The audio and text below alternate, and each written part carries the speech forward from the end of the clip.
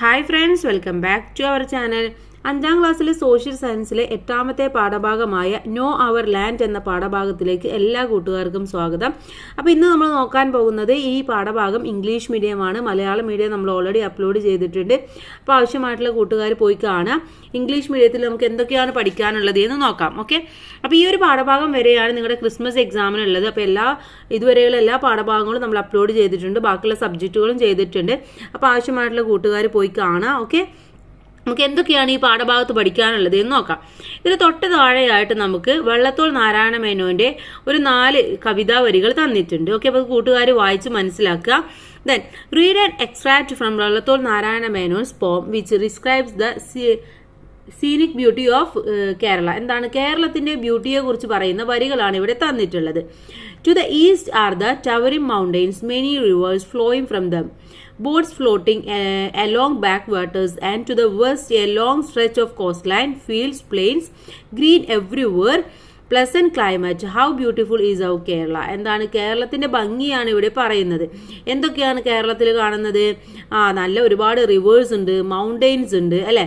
അതുപോലെ തന്നെ എന്താണ് ബാക്ക് വാട്ടേഴ്സ് ഉണ്ട്, കോസ്റ്റ് ലൈൻ ഉണ്ട്, ഫീൽഡ്സ് ഉണ്ട്, പ്ലൈൻസ് ഉണ്ട്, അങ്ങനെ ഒരുപാട് സംഭവങ്ങൾ ഉള്ളതാണ് നമ്മുടെ കേരളം എന്ന് പറയുന്നത്. ഗ്രീൻ എവ്രിവെയർ, എല്ലായിടത്തും എന്താണ് പച്ചപ്പാണുള്ളത്. പ്ലസന്റ് ആയിട്ടുള്ള ക്ലൈമറ്റ് ഉണ്ട്. എന്ത് ഭംഗിയാണ് നമ്മുടെ കേരളം അല്ലെ.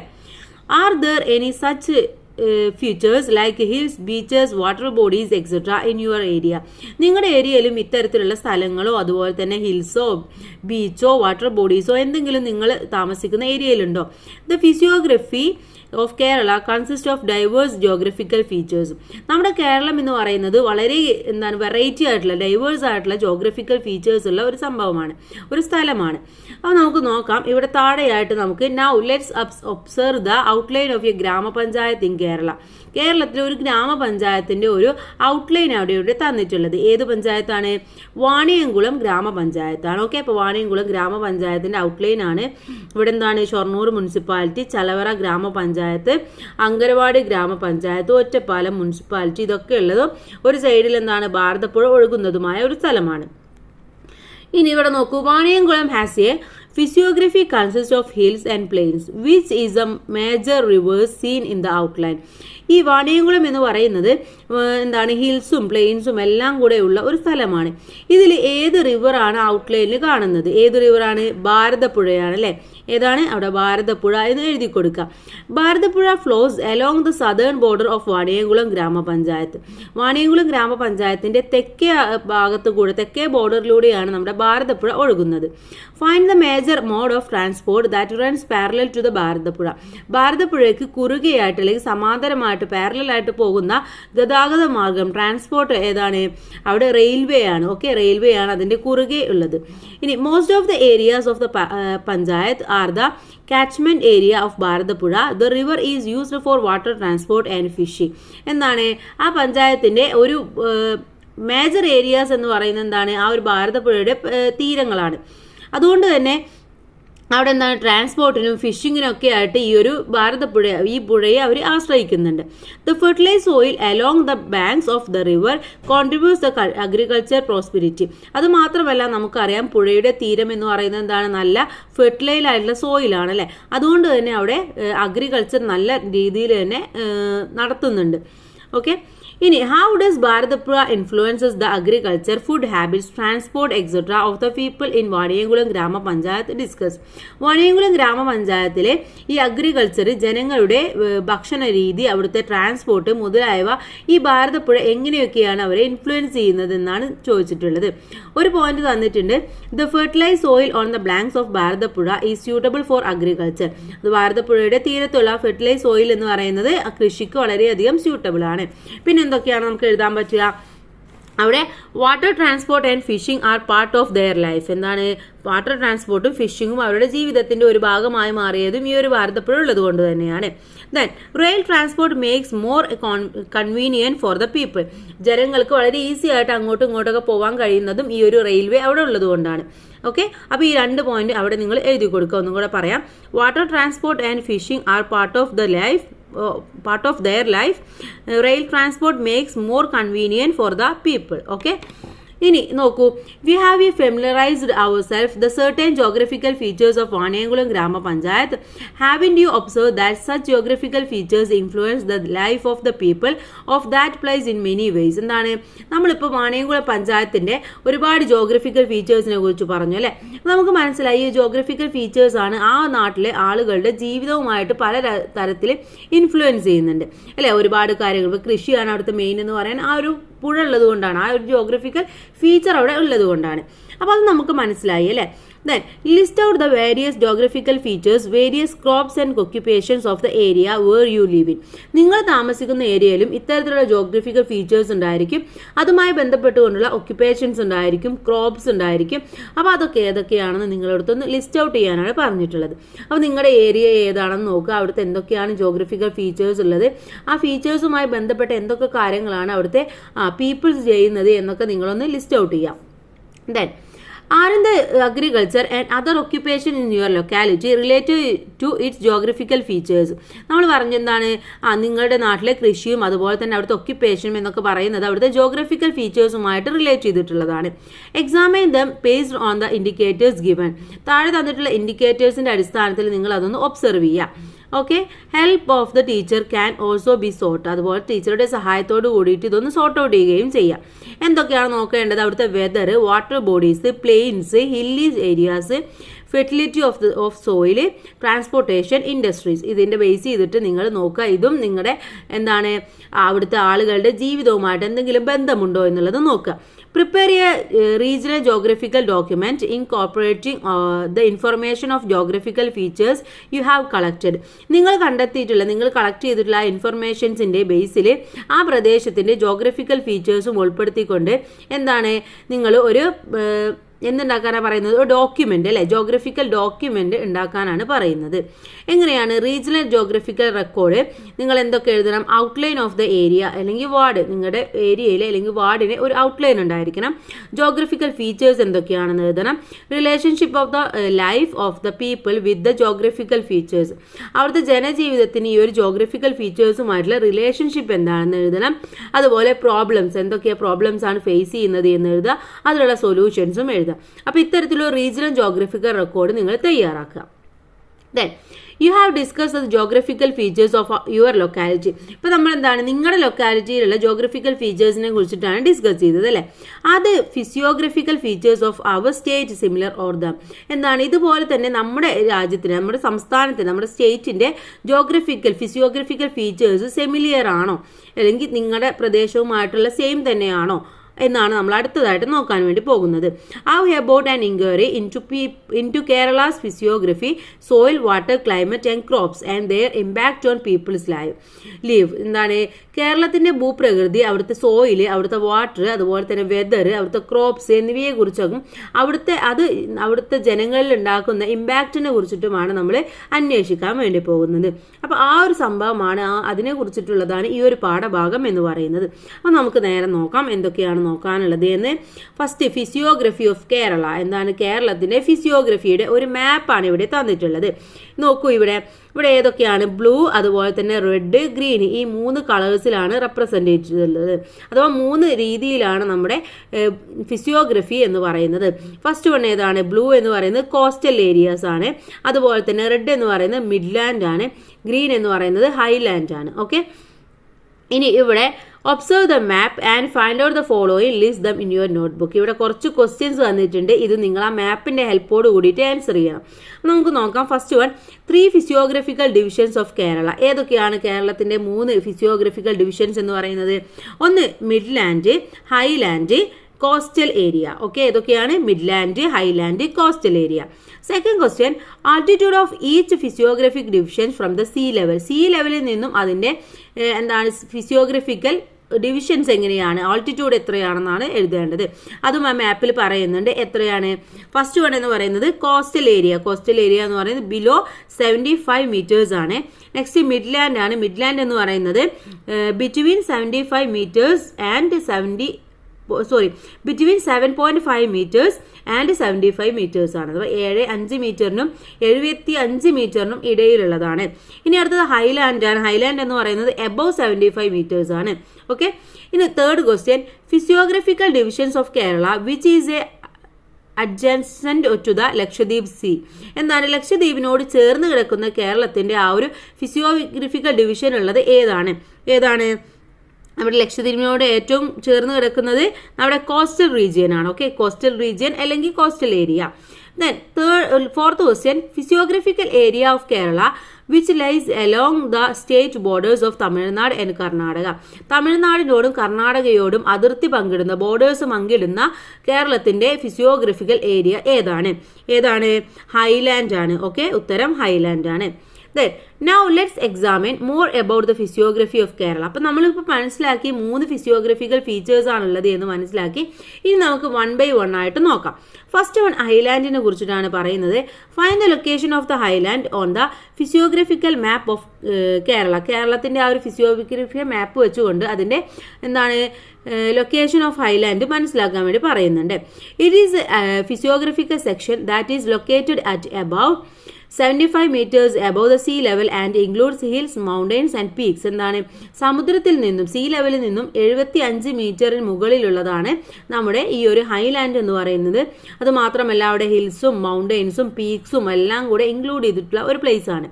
Highland is A region that receive heavy rainfall and is generally full of greenery. ഇവിടെ എന്താണ് നമുക്ക് നല്ല ഹൈ റെയിൻഫോൾ ആണ് ലഭിക്കുന്നത്. അതുപോലെ തന്നെ ഫുൾ ഗ്രീനറി ആയിട്ടുള്ള ഒരു സ്ഥലം കൂടെയാണ് നമ്മുടെ ഈ ഒരു ഹൈലാൻഡ് എന്ന് പറയുന്നത്. All the 44 reverse of Kerala originate from the Highland. നമ്മുടെ കേരളത്തിന്റെ 44 റിവേഴ്സും ഒറിജിനേറ്റ് ചെയ്യുന്നത് ഈ ഒരു ഹൈലാൻഡിൽ നിന്നാണ്. നെക്സ്റ്റ് വൺ മിഡ്ലാൻഡിനെ കുറിച്ചിട്ടാണ് പറയുന്നത്. Locate the midland of the given map. ആ മാപ്പ് നോക്കുക, എന്നിട്ട് എവിടെയാണ് മിഡ്ലാൻഡ് എന്ന് മനസ്സിലാക്കി വെക്കുക. Midland is a physiographical division located between the highlands and a coastal region. എന്നാൽ കോസ്റ്റൽ റീജിയന്റെയും ഹൈലാൻഡിന്റെയും ഇടയിലുള്ളതാണ് നമ്മുടെ മിഡ്ലാൻഡ് എന്ന് പറയുന്നത്. The altitude of this area ranges from 75 metres and 7.5 metres to 75 metres above the sea level. Sea ലെവലിൽ നിന്നും 7.5 മീറ്ററിനും 75 മീറ്ററിനും ഇടയിലുള്ള ആ ഒരു ആൾട്ടിറ്റ്യൂഡിലുള്ള ഏരിയയാണ് നമ്മുടെ midland. The midland is characterised by hillocks, valleys and river banks. എന്തൊക്കെയാണ് അവിടെ ഉള്ളത്? ഒന്ന് ഹില്ലോക്ക് എന്ന് പറഞ്ഞാൽ ചെറിയ ചെറിയ കുന്നുകൾ, അതുപോലെ തന്നെ വാലീസ് താഴ്വരകള്, റിവർ ബാങ്ക്സ് നദീതടങ്ങൾ, ഇതൊക്കെയാണ് മിഡ്ലാൻഡിൽ ഉള്ളത്. നെക്സ്റ്റ് വൺ കോസ്റ്റൽ ഏരിയ ആണ്. This is a landscape that is the adjacent to the Lakshadweep sea. എന്താണ് ലക്ഷദ്വീപ് സീയോട് ഏറ്റവും ചേർന്ന് കിടക്കുന്ന ഒരു പ്രദേശമാണ് നമ്മുടെ കോസ്റ്റൽ ഏരിയ എന്ന് പറയുന്നത്. Located close to the coastal region, this area has an altitude up to 7.5 metres above the sea level. Sea ലെവലിൽ നിന്നും 7.5 മീറ്റർ ഉയരത്തിൽ, അല്ലെ, അത്രയും സമുദ്രനിരപ്പിൽ നിന്നും ഉയർന്ന പ്രദേശമാണ് നമ്മുടെ ഒരു കോസ്റ്റൽ ഏരിയ എന്ന് പറയുന്നത്. അത്രയും വരെയാണ് അതിന്റെ ഉയരം എന്ന് പറയുന്നത്. ഇനി ഇവിടെ അതിന്റെ കോസ്റ്റൽ പൊളിറ്റിക്കൽ മാപ്പ്, കേരളത്തിന്റെ പൊളിറ്റിക്കൽ മാപ്പ് കൊടുത്തിട്ടുണ്ട്. അത് ബേസ് ചെയ്തിട്ട് കുറച്ച് ക്വസ്റ്റ്യൻസ് ചോദിച്ചിട്ടുണ്ട്. Place A tracing paper on the over the given political map and draw the district. എന്താണ് നിങ്ങളുടെ അടുത്ത് ഈ ഒരു ഭൂപടത്തിന് ഹൃദയം, രക്തം, രക്തക്കുഴൽ എന്നിവ രക്തപര്യന വ്യവസ്ഥയുടെ ഭാഗങ്ങളാണ്. രക്തക്കുഴലുകൾ എന്ത് സംഭവിക്കും? എന്താ സംഭവിക്കുക? കാണിച്ചുകൊണ്ടിരിക്കുക നിങ്ങളുടെ കൂട്ടുകാരന്റെ കയ്യിൽ ഒരു മുറിവുണ്ടായി, രക്തം ഒഴുകുന്നു. നിങ്ങൾ എന്ത് ചെയ്യും? എന്താ ചെയ്യേണ്ടത്? ശുദ്ധജലം ഉപയോഗിച്ച് മുറിവ് വൃത്തിയാക്കുക, മുറിവിൽ അമർത്തിപ്പിടിക്കുക, കയ്യിലാണ് മുറിവെങ്കിൽ ഉയർത്തിപ്പിടിക്കുക. അതുപോലെ രക്തപ്രവാഹം നിരക്കുന്നില്ലെങ്കിൽ ശുദ്ധമായ തുണിയോ ബാൻഡേജോ കൊണ്ട് മുറിവ് പൊതിഞ്ഞു കെട്ടുക. ഓരോ ജില്ലയും ഉൾപ്പെടുന്ന ഭൂപ്രകൃതി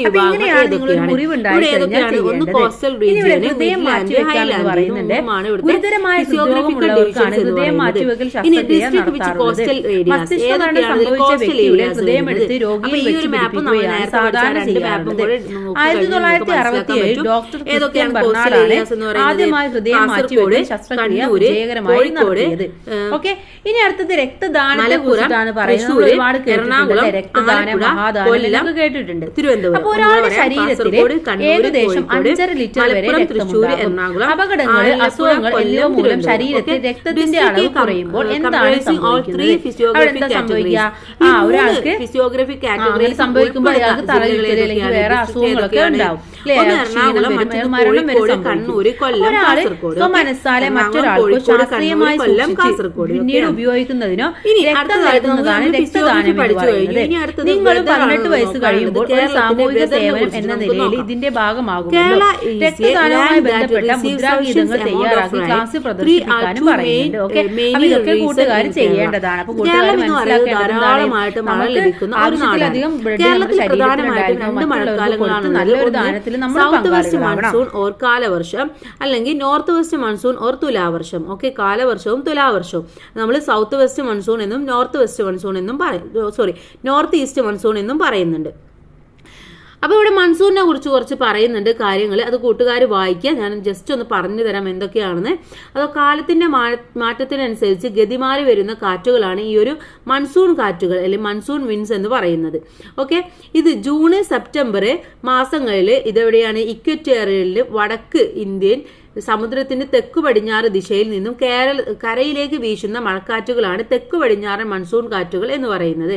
ഓക്കെ, കടലിൽ നിന്നും വീശുന്നതിനാൽ ഇവ ഈർപ്പവാഹികളാണ്. കരയിലേക്ക് പ്രവേശിക്കുന്ന ഈ കാറ്റുകളെ പശ്ചിമഘട്ട നിരകൾ തടഞ്ഞു നിർത്തുന്നു. ഇതിന്റെ ഫലമായിട്ട് കേരളം ഉൾപ്പെടുന്ന പടിഞ്ഞാറൻ തീരങ്ങളിൽ ഉയർന്ന തോതിൽ മഴ ലഭിക്കുന്നു.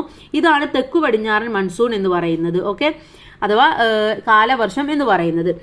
അതുപോലെ ഒക്ടോബർ നവംബർ മാസങ്ങളിൽ മൺസൂൺ കാറ്റുകൾ നേർ വിപരീത ദിശയിൽ വടക്കു കിഴക്കു ദിശയിൽ നിന്നും ഈ കാറ്റുകൾ വീശുന്നുണ്ട്. ഇതിനെ മൺസൂൺ കാറ്റുകൾ എന്ന് തന്നെയാണ് പറയുന്നത്. ഈ കാറ്റുകളുടെ ഒരു ഭാഗം ബംഗാൾ ഉൾക്കടൽ മുകളിലൂടെ കടന്നു പോകുമ്പോൾ അവിടെ ഈർപ്പം ഉണ്ടാവുകയും ഇന്ത്യയുടെ തെക്കൻ സംസ്ഥാനങ്ങളിൽ പലയിടങ്ങളിലും മഴ ലഭിക്കുകയും ചെയ്യുന്നു. ഈ മഴയാണ് നമ്മൾ തുലാവർഷം എന്ന് പറയുന്നത്. ഓക്കെ, തുലാവർഷം അല്ലെങ്കിൽ നോർത്ത് ഈസ്റ്റ് മൺസൂൺ എന്ന് പറയുന്നത്. ഇനി Kerala receives most of the rainfall during the south west monsoon. അപ്പോൾ കേരളത്തിൽ ഏറ്റവും കൂടുതൽ മഴ ലഭിക്കുന്നത് ഏതാണ്? സൗത്ത് വെസ്റ്റ് മൺസൂണിനാണ്, അഥവാ കാലവർഷത്തിലാണ്. Summer season in Kerala is from March to May. എന്താണ് കേരളത്തിലെ സമ്മർ സീസൺ എന്ന് പറയുന്നത് മാർച്ച് മുതൽ മെയ് വരെയാണ്. It feels hotter these days. ആ സമയത്ത് എന്താണ് നമുക്ക് നല്ല ചൂട് അനുഭവപ്പെടും. Intermittent rains in summer provide some relief from the intense heat. അപ്പോൾ ഈ സമയത്ത് എന്താണ് വേനൽക്കാലത്ത് ഇത്തരം മഴ ലഭിക്കുമ്പോൾ ആ ചൂടിന് ചെറിയൊരു ആശ്വാസം നമുക്ക് ലഭിക്കാൻ വേണ്ടി കാരണമാകും. ഇനി സോയിൽ ടൈപ്സ് ഇൻ കേരള. കേരളത്തിലെ സോയിൽസ് ഏതൊക്കെയാണെന്നാണ് അടുത്തതായിട്ട് നമ്മൾ നോക്കുന്നത്. ഇവിടെ നമുക്ക് അട്ടപ്പാടിയിലെ ഇരുളരുടെ ഒരു പാട്ടാണ് ഇവിടെ തന്നിട്ടുള്ളത്. അത് വായിച്ചു നോക്കാം. അതിൽ എന്താണ്? Soil is an important as water and air for the survival of living organisms. അതിൽ പറയുന്നുണ്ട് ജീവജാലങ്ങളുടെ നിലനിൽപ്പിന് എന്ത് വേണം? വാട്ടറും അതുപോലെ തന്നെ എയറും അതുപോലെ തന്നെ ആവശ്യമുള്ള ഒന്നാണ് സോയിൽ എന്ന് പറയുന്നത്. Human civilisation developed through the mutual interaction between soil and humans. അഥവാ മണ്ണും മനുഷ്യനും തമ്മിലുള്ള പരസ്പര ബന്ധത്തിലൂടെയാണ് ആ ഒരു സിവിലൈസേഷൻ, മനുഷ്യന്റെ ഒരു സിവിലൈസേഷൻ ഉണ്ടായിട്ടുള്ളത്, ഡെവലപ്പ് ചെയ്തിട്ടുള്ളത്. Without soil there is no plants and no organisms that depends on them. എന്താണ്? മണ്ണില്ല എങ്കിൽ എന്താണ് അവിടെ പ്ലാന്റ്സ് ഉണ്ടാവില്ല, അതുപോലെ തന്നെ അതിനെ ഡിപ്പെൻഡ് ചെയ്യുന്ന ഒരുപാട് ജീവികളും ഓർഗാനിസംസും ഉണ്ടായിരിക്കില്ല. ഇനി ഹൗ ഈ സോയിൽ ഫോംഡ്? എങ്ങനെയാണ് മണ്ണ് രൂപപ്പെടുന്നത് എന്നാണ് അടുത്തതായിട്ട് നോക്കുന്നത്. എങ്ങനെയാണ്? Soil is one of the main factors responsible for the existence of human on earth. The process of weathering of rock to form soil takes a long time. Topography. എന്താണ്? ഭൂമിയിൽ ജീവന്റെ നിലനിൽപ്പിന് വളരെ ഇമ്പോർട്ടൻ്റ് ആയിട്ടുള്ള ഒന്നാണ് സോയിൽ എന്ന് പറയുന്നത്. ഇത് എങ്ങനെയാണ്? റോക്സ് ഒക്കെ പൊടിഞ്ഞ് മണ്ണായി മാറുന്ന ഒരു പ്രോസസ്സിലൂടെയാണ് ഇത് ഉണ്ടാവുന്നത്. ഇതിനെന്താണ്? ലോങ് ടൈം എടുക്കും, അല്ലാതെ വളരെ ഈസി ആയിട്ട് പെട്ടെന്ന് ഉണ്ടാവുന്ന ഒന്നൊന്നുമല്ല. ദെൻ ഇവിടെ ജവഹർലാൽ നെഹ്റുവിന്റെ ഒരു അച്ഛൻ മകൾക്കയച്ച കത്തുകൾ എന്ന പുസ്തകത്തിൽ മണ്ണ് ഉണ്ടാകുന്നത് എങ്ങനെയാണെന്ന് പറയുന്നുണ്ട്. അതൊന്ന് നിങ്ങൾ വായിച്ചു നോക്കുക. ഓക്കെ, ഏതാണ് ബുക്സ് എന്ന് പറയുന്നത്? Jawaharlal Nehru's book letters from a father to his daughter എന്നുള്ളതാണ്. ഇനി climate, rock structure and age. The activity of plants, animals and other micro organisms contribute to soil formation. It is estimated that it takes more than 1,000 years for the formation of soil of 1 inch thickness. കാലാവസ്ഥ, അതുപോലെ തന്നെ പാറയുടെ നമ്മൾ എടുക്കുന്ന ആ റോക്കിന്റെ structure, അതിന്റെ age, അതുപോലെ തന്നെ അവിടുത്തെ സസ്യങ്ങളുടെയും ജന്തുക്കളുടെയും മറ്റു മൈക്രോ ഓർഗാനിസംസിന്റെയും കോൺട്രിബ്യൂഷൻസ്, ഇതൊക്കെ കാരണമാണ് അവിടുത്തെ ആ ഒരു മണ്ണ് രൂപപ്പെടുന്നത് എന്ന് പറയുന്നത്. 1 ഇഞ്ച് കനത്തിൽ മണ്ണ് രൂപപ്പെടാൻ എത്രയാണ് 1000 years എടുക്കുമെന്നാണ് പറയുന്നത്. അല്ലാതെ പെട്ടെന്നൊന്നും ഉണ്ടാവുന്ന ഒന്നല്ല മണ്ണ്. Collect pictures of A variety of human activities that use soil, prepare a digital album with the help of the teachers and present them in the social science club. മണ്ണ് ഉപയോഗപ്പെടുത്തി മനുഷ്യൻ നടത്തുന്ന ഒരുപാട് ആക്ടിവിറ്റീസ് ഉണ്ട് അല്ലേ, അതിൻ്റെ പിക്ചേഴ്സ് എടുത്തുകൊണ്ട് നിങ്ങളുടെ അടുത്തൊരു ഡിജിറ്റൽ ആൽബം ഉണ്ടാക്കാൻ വേണ്ടി പറയുന്നുണ്ട്. അത് ടീച്ചറുടെ സഹായത്തോടു കൂടിയിട്ട് ഉണ്ടാക്കുക. Laterite soil, red soil, alluvial soil and forest soil are the main soil types in Kerala. Black soil and peach soil are also found in the sum regions. അഥവാ എന്തൊക്കെയാണ്? ലാറ്ററൈറ്റ് സോയിലും റെഡ് സോയിലും അലൂവിയൽ സോയിലും ഫോറസ്റ്റ് സോയിലും ഇതൊക്കെയാണ് കേരളത്തിൽ പ്രധാനപ്പെട്ടിട്ടുള്ള soil എന്ന് പറയുന്നത്. അതുപോലെ തന്നെ black സോയിലും peach സോയിലും ചില പ്രദേശങ്ങളിലൊക്കെ കാണാറുണ്ട്. Then collect more information about important types of soil with the help of the teacher, make note and present them in the class. പ്രധാനമായിട്ടുള്ള ഈ സോയിൽസിൻ്റെ ഒക്കെ ക്യാരക്ടറിസ്റ്റിക്സിനെ കുറിച്ചിട്ട് മനസ്സിലാക്കുക. അത് ടീച്ചറുടെ സഹായത്തോട് കൂടിയിട്ട് ചെറിയ നോട്ട്സ് ആക്കിയിട്ട് ക്ലാസ്സിൽ അവതരിപ്പിക്കാൻ വേണ്ടി പറയുന്നുണ്ട്. അപ്പോൾ ഈ നോട്ട്സ് നമുക്ക് ഇമ്പോർട്ടൻ്റ് ആയിട്ടുള്ള നോട്ട്സിൽ ഡിസ്കസ് ചെയ്യാം. Okay, next observe the pictures. ഇവിടെ കുറച്ച് പിക്ചേഴ്സ് തന്നിട്ടുണ്ട്. എന്തൊക്കെയാണ്? Application of excessive fertiliser and pesticides, അമിതമായിട്ടുള്ള പെസ്റ്റിസൈഡ്സും അതുപോലെ തന്നെ ഫെർട്ടിലൈസറൊക്കെ ഉപയോഗിക്കുന്നത്. പ്ലാസ്റ്റിക് വേസ്റ്റ് ഇൻ സോയിൽ, സോയിലിൽ പ്ലാസ്റ്റിക് വേസ്റ്റ് ഒക്കെ കൊണ്ടിടുന്നത്. അതുപോലെ തന്നെ അൺസയൻറ്റിഫിക് മൈനിങ്, എന്താണ്? അശാസ്ത്രീയമായിട്ടുള്ള മൈനിങ്. അൺസയൻറ്റിഫിക് അഗ്രികൾച്ചർ പ്രാക്ടീസസ്, അതുപോലെ സയൻറ്റിഫിക് അല്ലാത്ത രീതിയിലുള്ള അഗ്രികൾച്ചർ ആയിട്ടുള്ള ചെയ്യുന്ന ഓരോ പ്രവർത്തനങ്ങൾ. ഇതൊക്കെ എന്താണ്? Illustration are given our situation in which the unique characteristics of the soil are adversely affected. Find out the end list more such extensions. എന്താണ്? മണ്ണിന് ഒരുപാട് എന്താണ് നമ്മൾ പറഞ്ഞു, മണ്ണുണ്ടാവാൻ ഒരുപാട് കാലതാമസമൊക്കെ എടുക്കും അല്ലേ. അപ്പോൾ അതൊക്കെ എടുക്കുന്നുണ്ടെങ്കിൽ പോലും ഇത്തരത്തിലുള്ള ഒരുപാട് കാര്യങ്ങൾ മണ്ണിൻ്റെ ആ ഒരു ഡൈവേഴ്സിറ്റിയെ എഫക്റ്റ് ചെയ്യുന്നുണ്ട്. അപ്പോൾ അതൊന്ന് ലിസ്റ്റ് ചെയ്യാനാണ് പറഞ്ഞിട്ടുള്ളത്. എന്തൊക്കെയാണുള്ളത്? ഒന്ന് നമ്മൾ പറഞ്ഞു excessive use of fertilisers and pesticides അല്ലേ. അതുപോലെ excessive impact of waste including plastic, unscientific mining activities, unscientific agricultural practices, unscientific human constructions, deforestation. ഇത്തരത്തിലുള്ള കാര്യങ്ങളൊക്കെ ഇങ്ങനെ മണ്ണിൻ്റെ ആ ഒരു ഗുണനിലവാരം ഇല്ലാതാക്കിക്കൊണ്ടിരിക്കുകയാണ്. ഒന്നുകൂടെ പറയാം. Excessive use of fertilisers and pesticides, excessive impact of waste including plastic, unscientific mining activities, unscientific agricultural practices, unscientific human constructions, deforestation. ഇനി അടുത്ത് നോക്കൂ. What are the measures that can be adopted for the conservation of soil.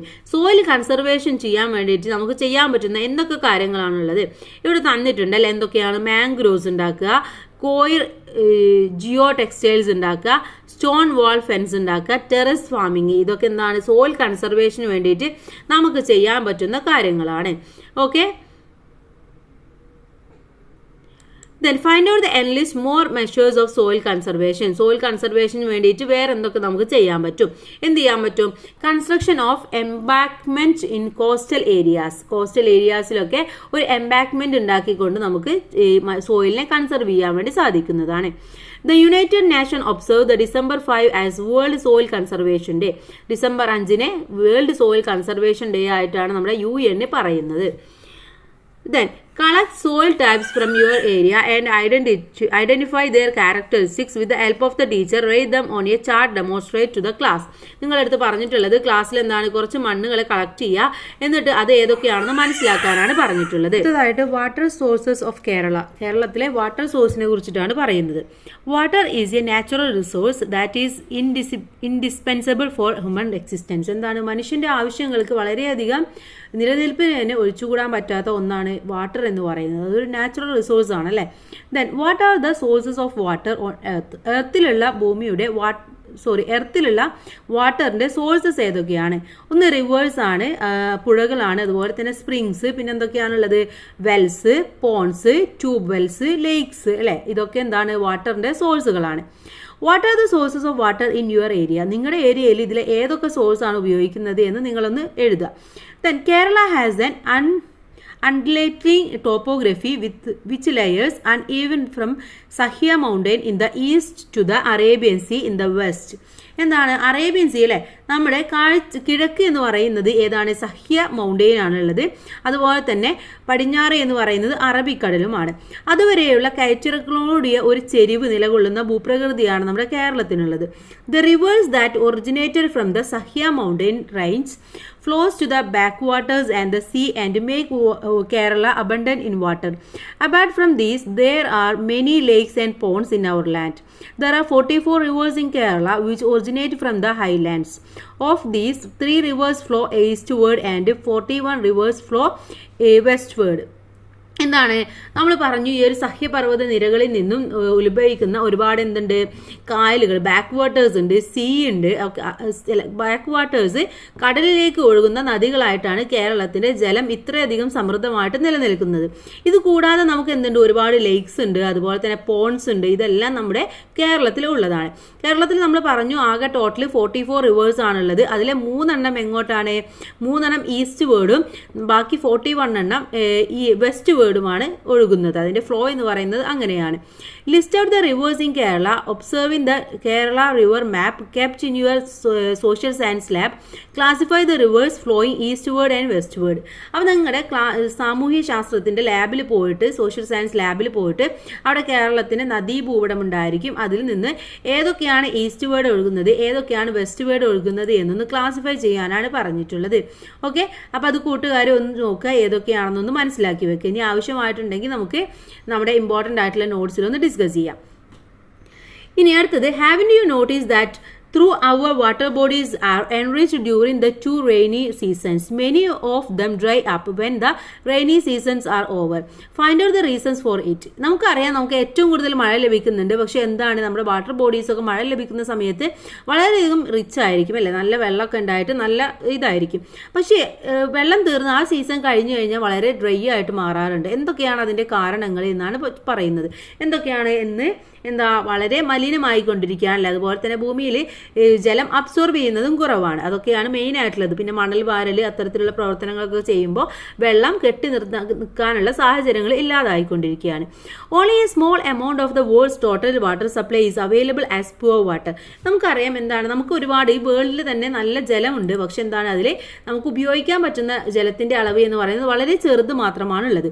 Is the duty of every one of us to conserve the precious and clean water. അപ്പം നമുക്ക് എല്ലാവരും നമ്മൾ ഓരോരുത്തരുടെയും ഡ്യൂട്ടിയാണ് എന്ത്, ഇത്തരത്തിലുള്ള പ്രീഷ്യസ് ആയിട്ടുള്ള ക്ലീൻ ആയിട്ടുള്ള വാട്ടർ സംരക്ഷിക്കുക എന്നുള്ളത്, കൺസർവ് ചെയ്യുക എന്നുള്ളത് നമ്മുടെ ഒക്കെ ഡ്യൂട്ടിയാണ്.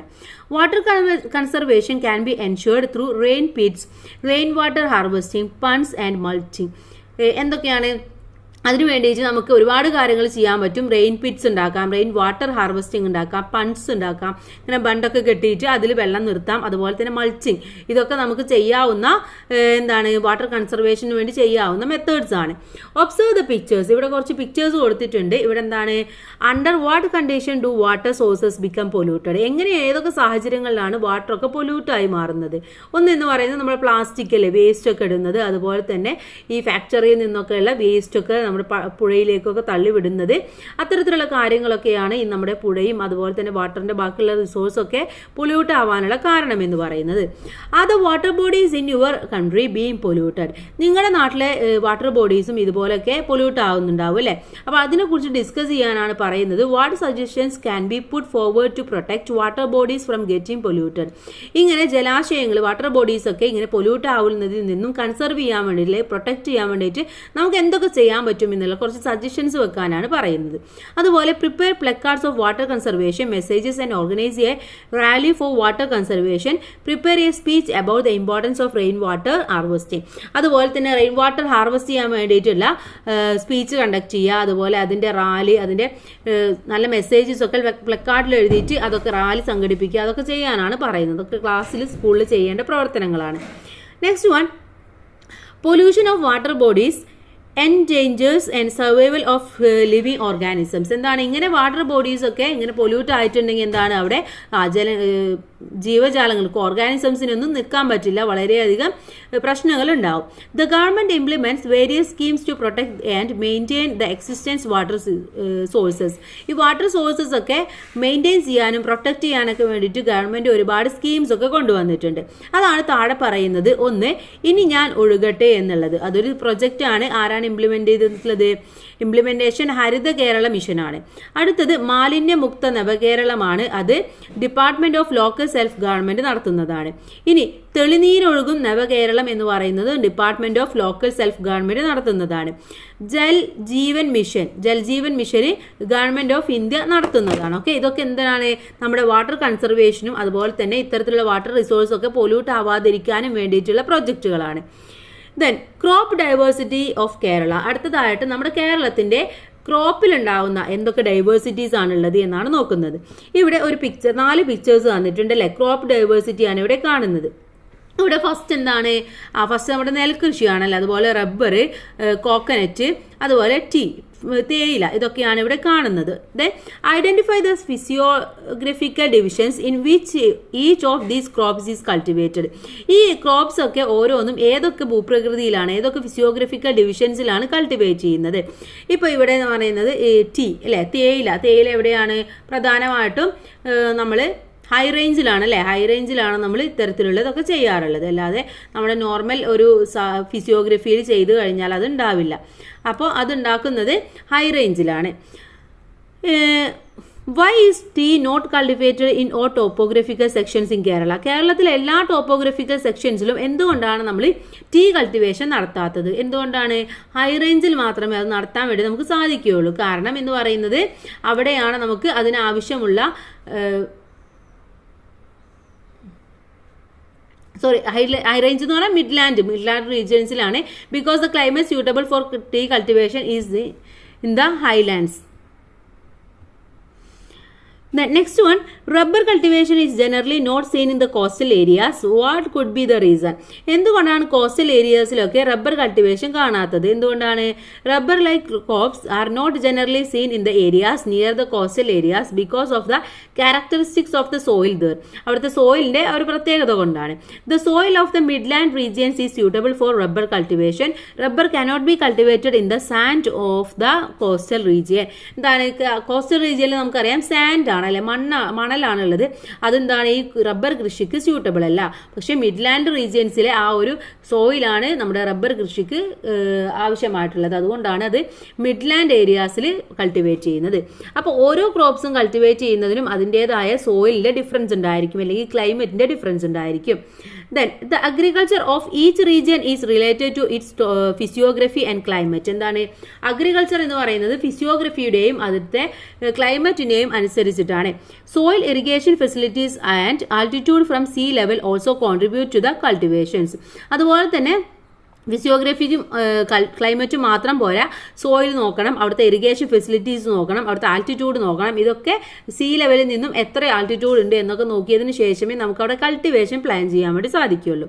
Tea is extensively cultivated in areas like Munnar and Peerumedu in Idukki district, Meppadi and Vaithiri in Wayanad district, and Ponmudi in Thiruvananthapuram district. Paddy cultivation is widespread in Palakkad district and Kuttanad. എന്താണ്? അപ്പോൾ ഇടുക്കിയിലെ മൂന്നാർ, പീരുമേട്, വയനാട് ജില്ലയിലെ മേപ്പാടി, വൈത്തിരി, തിരുവനന്തപുരം ജില്ലയിലെ പൊന്മുടി, ഇവിടെയൊക്കെയാണ് നമ്മൾ tea cultivation പ്രധാനമായിട്ടും ചെയ്യുന്നത്. അതുപോലെ തന്നെ നെൽകൃഷി ചെയ്യുന്നത് പാലക്കാട് ജില്ലയിലും കുട്ടനാട്ടിലുമാണ്. അപ്പോൾ എന്താണ്? അവിടുത്തെ ഫിസിയോഗ്രഫിയും ബാക്കി എല്ലാ ഫീച്ചേഴ്സും എല്ലാ ഫാക്ടേഴ്സും ബേസ് ചെയ്തിട്ട് മാത്രമേ നമുക്ക് എന്ത് ചെയ്യാൻ വേണ്ടി സാധിക്കുകയുള്ളൂ, അവിടെ കൾട്ടിവേഷൻ ചെയ്യാൻ വേണ്ടി സാധിക്കുകയുള്ളൂ. Observe and list out the major crops grown in your area. നിങ്ങളുടെ ഏരിയസിൽ എന്തൊക്കെയാണ് കൃഷി ചെയ്യുന്നത് എന്നൊന്ന് നിങ്ങളുടെ അടുത്ത് നോക്കാനാണ് പറഞ്ഞിട്ടുള്ളത്. ഇനി fertilise soil and abundant rainfall provide ideal conditions for a variety of crops in Kerala. എന്താണ്? വിളകൾക്ക് അനുയോജ്യമായിട്ടുള്ള ഫെർട്ടിലൈസ് സോയിൽ, അതുപോലെ തന്നെ റെയിൻഫോള്, അതൊക്കെ ബേസ് ചെയ്തിട്ടാണ് നമ്മൾ ഓരോ ക്രോപ്സിനെയും സെലക്ട് ചെയ്യുന്നത്. The cold climate experience due to the high altitude above sea level and the sloping topography create a favourable condition for the cultivation of crops like tea, cardamom, coffee, pepper etcetera in the highland region. അപ്പോൾ എന്താണ് നമ്മൾ ചെയ്യുന്നത്? Highland റീജിയനിലാണ് നമ്മൾ പ്രധാനമായിട്ടും ഈ ഒരു tea cultivation, അതുപോലെ തന്നെ നമ്മുടെ ഏലം കൃഷി, കുരുമുളക്, കുരുമുളക്, കോഫി, ഇതൊക്കെ ചെയ്യുന്നത് നമ്മൾ എവിടെയാണ്? ഹൈ റേഞ്ച് റേഞ്ചിലാണ്. അവിടെ എന്താണ് അതെന്ന് പറയുന്നത് നമ്മുടെ സീ ലെവലിൽ നിന്നും അതിൻ്റെ ആൾട്ടിറ്റ്യൂഡ് എന്ന് പറയുന്നത് വളരെ ഹൈ ആയിരിക്കും, ഉയരം കൂടുതലായിരിക്കും. അതുകൊണ്ട് തന്നെ അവിടെ ഒരു കോൾഡ് ക്ലൈമറ്റ് ആണ് എക്സ്പീരിയൻസ് ചെയ്യുക. അതുപോലെ തന്നെ അവിടുത്തെ ഭൂപ്രകൃതി എന്ന് പറയുന്നത് എന്താണ്, ഒരു സ്ലോപ്പ് ലെവലാണ്. അതുകൊണ്ടൊക്കെ തന്നെയാണ് നമുക്ക് ഇത്തരത്തിലുള്ള കൃഷികളൊക്കെ അവിടെ ചെയ്യാൻ വേണ്ടി സാധിക്കുന്നത്. The topography and soil characteristics contribute to the crop diversity in the midland along with the tubers such as a tapioca, colocasia and yams. Banana as well as rubber cultivation are widespread in the Midlands. Kerala is the largest producer of rubber in India. അപ്പോൾ അടുത്തെന്ന് പറയുന്നത് ഈ സോയിലിൻ്റെ characteristics അനുസരിച്ചിട്ടും അതുപോലെ തന്നെ ക്രോപ്പിൻ്റെ diversity അനുസരിച്ചും മിഡ്ലാൻഡിൽ ഒരുപാട് കൃഷികൾ ചെയ്യുന്നുണ്ട്. പ്രധാനമായിട്ടും ഈ ടാപ്പിയോക്കോ, മരച്ചീനി, ചേമ്പ്, ചേന, കിഴങ്ങ്, ഇത്തരത്തിലൊക്കെ യാംസ് ഇതൊക്കെ ചെയ്യുന്നത് എവിടെയാണ്, ബനാന ഇതൊക്കെ ചെയ്യുന്നത് നമ്മുടെ മിഡ്ലാൻഡിലാണ്. അതുപോലെ തന്നെ റബ്ബർ കൾട്ടിവേഷനും ചെയ്യുന്നത് അവിടെ തന്നെയാണ്. ഇന്ത്യയിൽ ഏറ്റവും കൂടുതൽ റബ്ബർ കൃഷി ചെയ്യുന്നത് നമ്മുടെ കേരളത്തിലാണ്. The presence of alluvial soil in the coastal area is suitable for paddy cultivation. The saline soil air is favorable for the abundant growth of coconuts. The backwaters are used for fish farming. അപ്പോൾ അടുത്തതായിട്ട് നമ്മൾ coastal ഏരിയാസിലാണ്. അവിടെ എന്താണ്, അവിടുത്തെ മണ്ണ് എന്ന് പറയുന്നത് alluvial സോയിലാണ്. ഇത് കോക്കനറ്റ് കൃഷിക്ക് ഏറ്റവും കൂടുതൽ സ്യൂട്ടബിൾ ആണ്. അതുകൊണ്ട് തന്നെ അവിടെ എന്താണ്, കോക്കനറ്റ് നന്നായിട്ട് ഉണ്ടാവുന്നുണ്ട്. അതുമാത്രമല്ല അവിടുത്തെ സോയിലിന് ഒരു ഉപ്പിൻ്റെ രസമുള്ള മണ്ണ് കൂടെയാണ്. അതും ഈ ഒരു കോക്കനറ്റിന് വളരെയധികം നല്ലതാണ്. മാത്രമല്ല അവിടെ ഒരുപാട് എന്തുണ്ടായിരിക്കും, ബാക്ക് വാട്ടേഴ്സ് ഉണ്ടായിരിക്കും. അവിടെ നമ്മൾ ഫിഷ് ഫാമിംഗ് നടത്താറുണ്ട്. ഇനി list out the major crops of Highland, Midland and coastal regions. ഇനി മിഡ്ലാൻഡിലെയും ഹൈലാൻഡിലെയും കോസ്റ്റൽ റീജിയൻസിലെയും പ്രധാനപ്പെട്ട ക്രോപ്സ് ഏതൊക്കെയാണെന്ന് ചോദിക്കുന്നുണ്ട്. കൂടാതെ identify and complete the list in the essential factors that come together to ensure the agriculture prosperity of an area. ഒരു ഏരിയയിൽ നന്നായിട്ട് agriculture ഉണ്ടാവണമെങ്കിൽ അവിടെ എന്തൊക്കെ കാര്യങ്ങളാണ് നമുക്ക് ആവശ്യമായിട്ടുള്ളത്? ഒന്ന്, സ്യൂട്ടബിൾ ടോപ്പോഗ്രഫി ഉണ്ടായിരിക്കണം, ഫെർട്ടിലൈസ് സോയിൽ ഉണ്ടായിരിക്കണം, അതുപോലെ തന്നെ ഹൈ ക്വാളിറ്റി സീഡ്സ് ഉണ്ടായിരിക്കണം, ഹ്യൂമൻ റിസോഴ്സ് ഉണ്ടായിരിക്കണം, അഫോർഡബിൾ ക്ലൈമറ്റ് ആയിരിക്കണം, ഇറിഗേഷൻ ഫെസിലിറ്റീസ് ഉണ്ടായിരിക്കണം, മോഡേൺ ടെക്നോളജി ഉണ്ടായിരിക്കണം. ഒന്നുകൂടെ പറയാം: suitable topography, fertilized soil, high quality seeds, human resources, affordable climate, irrigation facilities, modern technology. ഇതൊക്കെ ഉണ്ടെങ്കിലാണ് നമുക്ക് എന്താണ് നല്ല രീതിയിൽ ഒരു കൃഷി നടത്താൻ വേണ്ടി സാധിക്കുകയുള്ളൂ. അപ്പോൾ ഇതൊക്കെ കൃഷിക്ക് അനുയോജ്യമായിട്ടുള്ള അല്ലെങ്കിൽ കൃഷി ഉണ്ടാവാനുള്ള എസെൻഷ്യൽ ഫാക്ടേഴ്സ് ആണ്. ഇനി agriculture practices of an area are formulated in tune with the prevailing climate, soil and rainfall in each physiographical divisions. Many of the festivals in Kerala are closely related to weather and topography. അപ്പോൾ നമുക്കറിയാം നമ്മുടെ കേരളം എന്ന് പറയുന്നത് ഈ കൃഷിയിലെ അഗ്രികൾച്ചറിൽ ഒരു വളരെ പ്രധാനപ്പെട്ട ഒരു പങ്ക് വഹിക്കുന്നത് നമ്മുടെ കേരളം തന്നെയാണ്.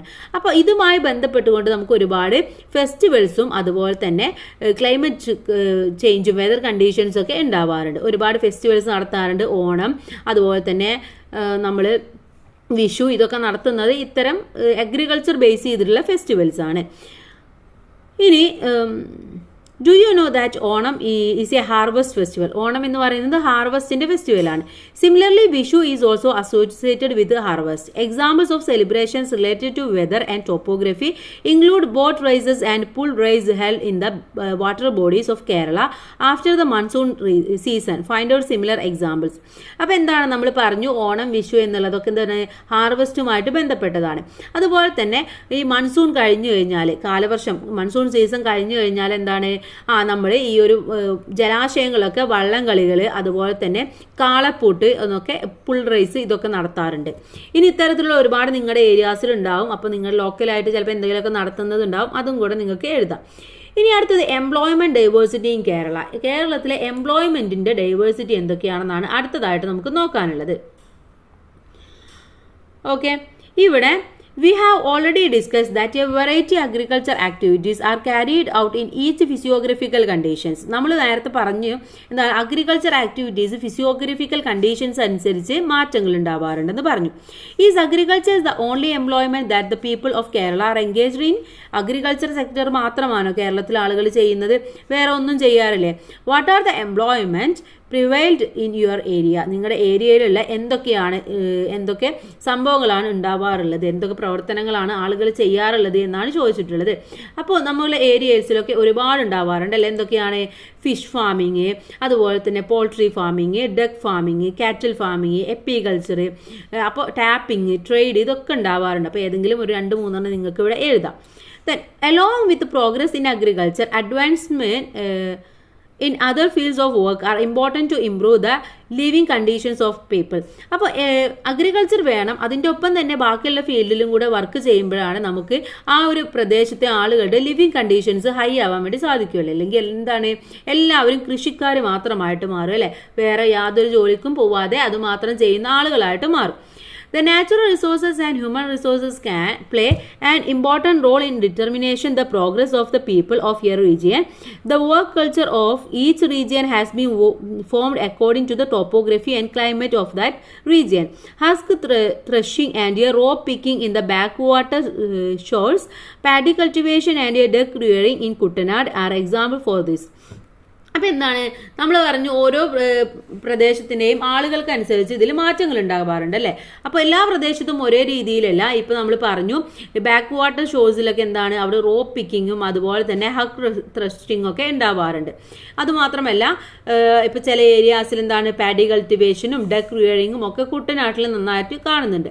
അപ്പോൾ ഒരു പ്രദേശത്തിൻ്റെയും ഡിഫറൻസ് അനുസരിച്ചിട്ട് അവിടുത്തെ ഫിസിയോഗ്രഫിക്കൽ കണ്ടീഷൻ അനുസരിച്ചിട്ട് അവിടെ ചെയ്യുന്ന വർക്കിലും വ്യത്യാസങ്ങൾ ഉണ്ടാവാറുണ്ട്. ഇനി താഴെ ഒരു പിക്ചർ കൊടുത്തിട്ടുണ്ട്, എംപ്ലോയ്മെന്റ് ആൻഡ് ഫിസിയോഗ്രഫി. ഇവിടെ നോക്കൂ, ഓരോരുത്തരും ചെയ്യുന്നത് ഓരോ രീതിയിലുള്ള കൾട്ടിവേഷൻ, ഓരോ രീതിയിലുള്ള എംപ്ലോയ്മെന്റ് ആണ് അല്ലേ. ഇപ്പൊ എല്ലാ രീതിയിലും ഒരേ പ്രദേശത്ത് ചെയ്യാൻ വേണ്ടി സാധിക്കില്ല. ഇപ്പൊ നമ്മൾ പറഞ്ഞു കോസ്റ്റൽ റീജിയനിലാണ് നമ്മൾ തെങ്ങൊക്കെ നന്നായിട്ടുള്ളത്. അപ്പൊ ആ ഒരു തെങ്ങിനെ നമ്മൾ വേറെ ഒരു റീജിയനിൽ പോയി കഴിഞ്ഞാൽ കാണാൻ വേണ്ടി സാധിക്കില്ല. ഇപ്പൊ തേയില കൃഷി നടത്തുന്നത് കോസ്റ്റൽ റീജിയനിൽ വന്നാൽ നടത്താൻ പറ്റും. അവിടുത്തെ ഒരാൾക്ക് പറയാണ് എനിക്ക് തേയില കട്ട് ചെയ്യാൻ മാത്രമേ അറിയുള്ളൂ എന്ന് പറഞ്ഞാൽ അവിടെ ജോലി ഇല്ലാത്തൊരവസ്ഥയിലേക്ക് വരും. അപ്പോൾ ഓരോ ടോപ്പോഗ്രഫിയും അല്ലെങ്കിൽ ഓരോ ഫിസിയോഗ്രഫിക്ക് അനുസരിച്ചിട്ടും അവിടെ തൊഴിലും എംപ്ലോയ്മെന്റിലും ചേഞ്ചസുകൾ ഉണ്ടാവേണ്ടതുണ്ട്. Then list out the employment mentioned in the picture in the tune with the appropriate physiographical divisions. ഇവിടെ തന്നിട്ടുള്ള ഫിസിയോഗ്രഫിക്കൽ ഡിവിഷൻസ് അനുസരിച്ച് ഓരോന്നും എവിടെയൊക്കെയാണ് എന്തൊക്കെയാണെന്നുള്ളത് നമ്മൾക്കൊന്ന് എഴുതണം. ഇവിടെ ഫസ്റ്റ് വൺ എന്താണ്, ഫിസിയോഗ്രഫിക്കൽ ഡിവിഷൻസ്. ഫസ്റ്റ് ഹൈലാൻഡ് ആണ്. ഹൈലാൻഡിൽ എന്തൊക്കെ കൃഷികളാണ് നടത്തുന്നത് എന്നാണ് നമ്മൾ നോക്കേണ്ടത്. ഹൈലാൻഡിൽ റബ്ബർ ഫാമിങ്ങും ടീ ഫാമിങ്ങുമാണ് പ്രധാനമായിട്ടും നടത്തുന്നത്. അപ്പോൾ അവിടെ റബ്ബർ ഫാമിങ്, ടീ ഫാമിങ് എന്ന് എഴുതാം. ഇനി മിഡ്ലാൻഡിലേക്ക് വരുമ്പോൾ മിഡ്ലാൻഡിൽ നടത്തുന്നത് പോട്രി മേക്കിങ്ങും റബ്ബർ ഫാമിങ്ങും ടീ ഫാമിങ്ങും തന്നെയാണ്. Pottery making, rubber farming, tea farming. ഇനി അടുത്തത് കോസ്റ്റൽ ഏരിയാസിലാണ്. കോസ്റ്റൽ റീജിയനിലാണെങ്കിൽ fishing, coir crushing, paddy farming, ഇത് മൂന്നുമാണ് അവിടെ പ്രധാനമായിട്ടും നടക്കുന്നത്.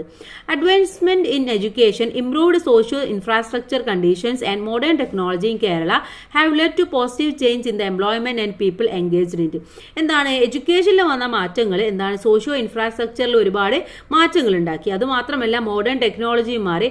അതോടുകൂടിയിട്ട് നമ്മുടെ കേരളത്തിലെ എല്ലാ മേഖലയിലും എംപ്ലോയ്മെന്റ് ആയിക്കോട്ടെ ബാക്കി എല്ലാ മേഖലകളിലും ഒരുപാട് പോസിറ്റീവായിട്ടുള്ള ചേഞ്ചസുകളാണ് ഉണ്ടായത്. ഒരുപാട് ആളുകൾ ഈ അഗ്രികൾച്ചർ മാത്രമല്ലാതെ ഒരുപാട് ബാക്കിയുള്ള എംപ്ലോയ്മെന്റിൽ എൻഗേജ് ആവാൻ വേണ്ടി തുടങ്ങി. Investigate and make notes on the changes brought about by modern technology in agriculture and traditional occupation. എന്താണ് നമുക്കറിയാം, നമ്മൾ പറഞ്ഞു അല്ലേ, ആധുനികമായിട്ടുള്ള സാങ്കേതിക വിദ്യ കാർഷികമായിട്ടുള്ള പരമ്പരാഗത തൊഴിൽ മേഖലകൾ ഉണ്ടാക്കിയ മാറ്റങ്ങളെ കുറിച്ചിട്ട് ഒരു കുറിപ്പ് തയ്യാറാക്കാൻ വേണ്ടി പറയുന്നുണ്ട്. ഈ കുറിപ്പ് നമുക്ക് ഇമ്പോർട്ടൻ്റ് ആയിട്ടുള്ള നോട്ട്സിൽ നോക്കാം. ഇനി അടുത്തതായിട്ട് കേരള ആൻഡ് നാച്ചുറൽ ഡിസാസ്റ്റേഴ്സിനെ കുറിച്ചിട്ടാണ് പറയുന്നത്. We have seen that Kerala's natural beauty and favourable climate make people's lives easier. നമുക്കറിയാം കേരളം എന്ന് പറയുന്നത് എന്താണ്, നല്ല ഫേവറബിൾ ആയിട്ടുള്ള ക്ലൈമറ്റും നല്ല ബ്യൂട്ടിയും നാച്ചുറൽ ബ്യൂട്ടിയും ഉള്ള ഒരു സ്ഥലമാണ്. നമുക്കറിയാം ഒരുപാട് ആളുകൾക്ക് വളരെ സുഖമായിട്ട് ഇവിടെ ജീവിക്കാൻ വേണ്ടി പറ്റുന്നുണ്ട്. പക്ഷെ എന്താണ്, sometimes natural disasters and calamities occur. ചില സമയത്ത് നാച്ചുറൽ ഡിസാസ്റ്റേഴ്സും കലാമിറ്റീസും ഒക്കെ വന്ന് പിടിപെടാറുണ്ട് അല്ലേ. നമുക്കറിയാം ഈ വർഷമുണ്ടായ നമ്മുടെ വയനാട്ടിലെ ഡിസാസ്റ്റർ എല്ലാവർക്കും അറിയാവുന്നതാണ്. Kerala has A physiography with many ecologically vulnerable areas. എന്നാണ് ചില സ്ഥലങ്ങൾ എന്ന് പറയുന്നത് ഇത്തരത്തിൽ വലിയ പ്രശ്നങ്ങൾ ഉണ്ടാക്കാൻ പറ്റുന്ന ഏരിയാസ് ആണ്.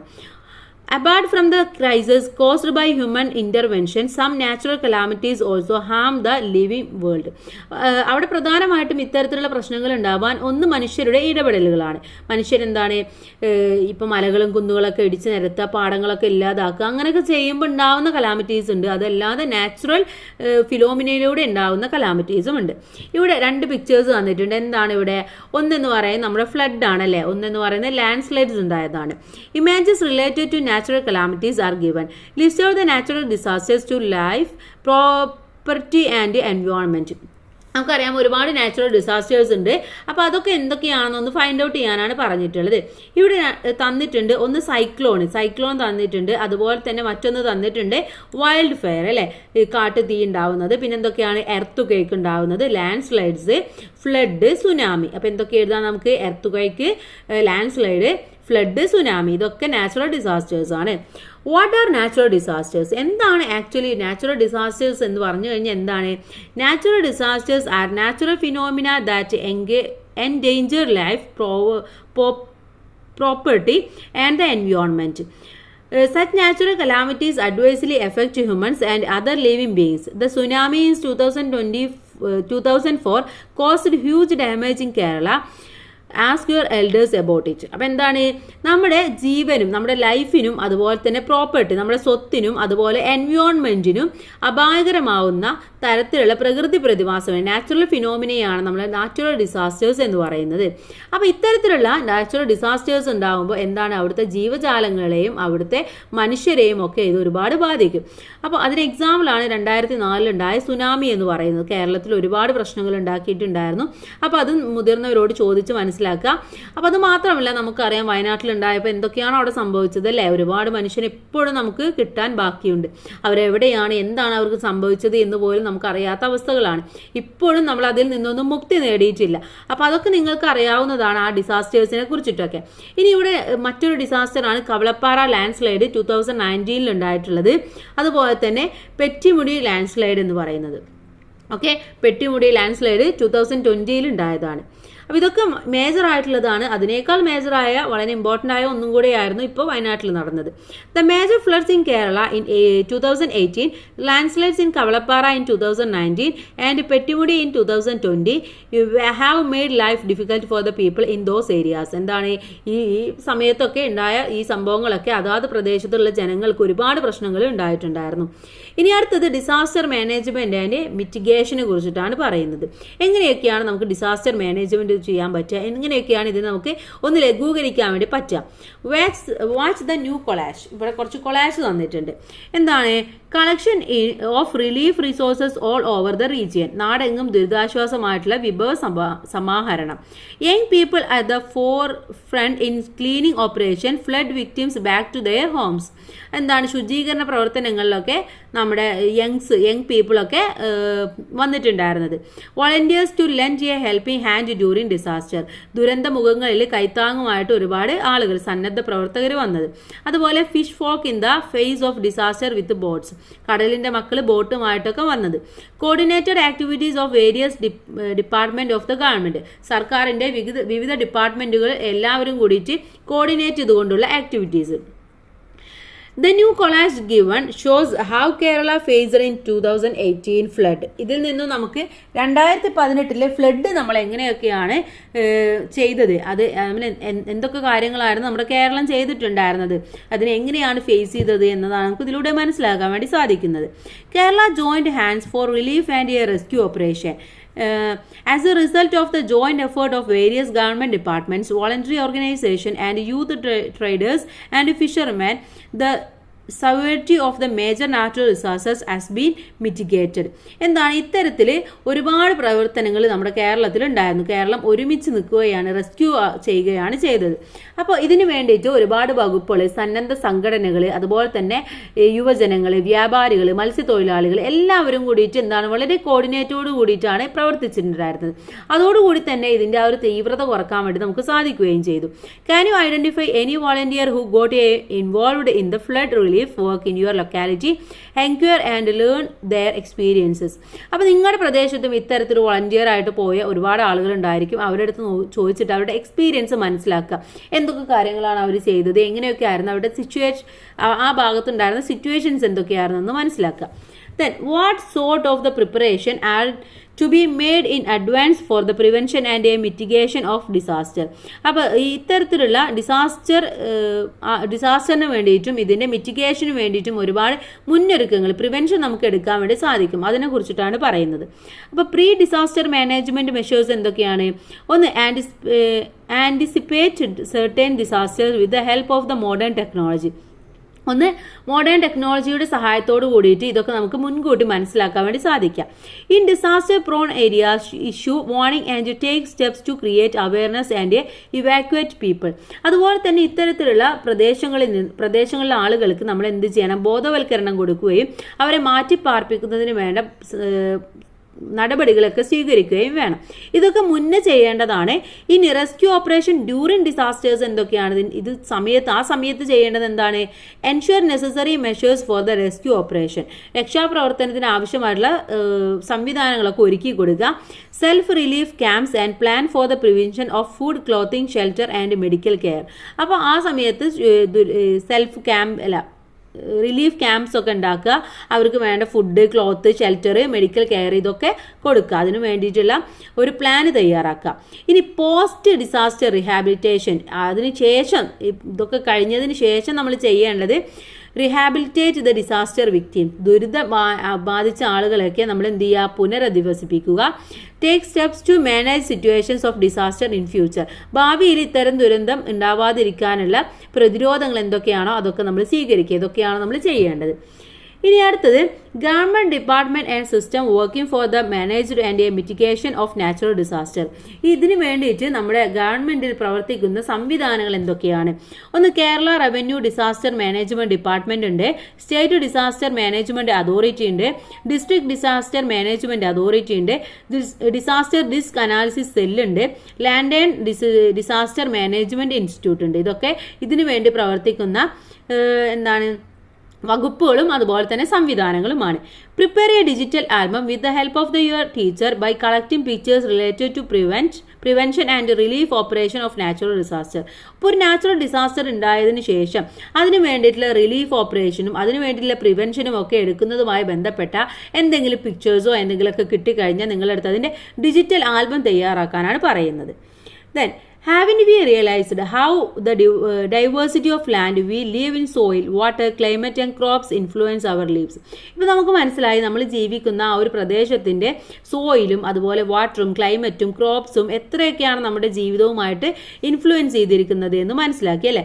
V have the responsibility to preserve the abundance of the soil and pure water for future generations. അപ്പോൾ ഇത് മാത്രമല്ല, ഇത് നമുക്ക് കിട്ടിയിട്ടുള്ള ഈ റിസോഴ്സസും കാര്യങ്ങളൊക്കെ നമ്മുടെ വരുന്ന ജനറേഷൻസ് കൂടെ നമുക്ക് കൊടുക്കേണ്ടത് നമ്മുടെ റെസ്പോൺസിബിലിറ്റിയാണ്. അപ്പോൾ അതിന് വേണ്ടിയിട്ട് we should give priority to develop and the way of life that does not disturb the balance of nature. അപ്പോൾ ആ നേച്ചറിൻ്റെ ആ ഒരു ബാലൻസിന് കോട്ടം തട്ടാത്ത വിധത്തിൽ വേണം നമ്മുടെ ജീവിതം മുന്നോട്ട് നയിക്കേണ്ടത്. കാരണം എന്താണ്? നമ്മൾ വരുന്ന ജനറേഷൻസിനും കൂടെ നമ്മുടെ ഈ ഒരു നേച്ചറും നമ്മൾ കഴിയുന്ന സോയിലും വാട്ടറും എല്ലാം നമ്മൾ കൊടുക്കണം അല്ലേ? എങ്കിൽ മാത്രമേ അവർക്കും നല്ല രീതിയിൽ ജീവിക്കാൻ വേണ്ടി സാധിക്കുകയുള്ളൂ. അപ്പോൾ അതിനു വേണ്ടി നമ്മളാ പറ്റുന്ന കാര്യങ്ങളൊക്കെ നമ്മൾ ചെയ്യുക. മണ്ണിനെയും അതുപോലെ തന്നെ വെള്ളത്തിനെയും ഒന്നും നമ്മൾ പൊല്യൂട്ടാക്കാതെ നല്ല രീതിയിൽ സംരക്ഷിച്ചു കൊണ്ടുപോകണം. അപ്പോൾ ഇത്രയുമാണ് നമ്മുടെ ഈ ഒരു പാഠഭാഗം എന്ന് പറയുന്നത്. നമ്മൾ ഒരുപാട് കാര്യങ്ങൾ ഡിസ്കസ് ചെയ്തു. ഇനി ഇതിൽ ഇമ്പോർട്ടൻ്റ് ആയിട്ടുള്ള നോട്ട്സ് നമ്മൾക്ക് പറയാം. കാരണം എക്സാമിന് ഇത് മൊത്തം ഇരുന്ന് പഠിക്കുക എന്ന് പറയുന്നത് കുറച്ച് ബുദ്ധിമുട്ടാണ്. അപ്പോൾ അതുകൊണ്ട് ഇമ്പോർട്ടൻ്റ് ആയിട്ടുള്ള നോട്ട്സ് നിങ്ങൾ പഠിക്കുക. അതിൽ ഇമ്പോർട്ടൻ്റ് ആയിട്ടുള്ള ആക്ടിവിറ്റീസ് നമ്മൾ അതിൽ ഡിസ്കസ് ചെയ്യുന്നതാണ്. ഇനി ഇതിൽ എക്സ്റ്റെൻഡഡ് ആക്ടിവിറ്റീസ് ഉണ്ട്, അത് കൂട്ടുകാർ വായിച്ച് ചെയ്യുക. അതുപോലെ ഇനി അടുത്ത ചാപ്റ്റർ എന്ന് പറയുന്നത് ടുവേർഡ്സ് ഇക്വാളിറ്റി എന്നുള്ളതാണ്, 9th ചാപ്റ്റർ. അത് നമുക്ക് എക്സാമിന് ശേഷം ഡിസ്കസ് ചെയ്യാം. അപ്പോൾ എല്ലാ കൂട്ടുകാർക്കും പാഠഭാഗം നന്നായിട്ട് മനസ്സിലായിട്ടുണ്ടാകും എന്ന് വിചാരിക്കുന്നു. വലിയ പാഠഭാഗമാണ്, ഒറ്റ വീഡിയോ ആയതുകൊണ്ട് കുറച്ച് ലെങ്തിയാണ്. അപ്പോൾ എല്ലാവരും നന്നായിട്ട് ശ്രദ്ധിച്ച് മനസ്സിലാക്കുക. ഓക്കെ, അപ്പോൾ എല്ലാവർക്കും താങ്ക്സ് ഫോർ വാച്ചിങ്.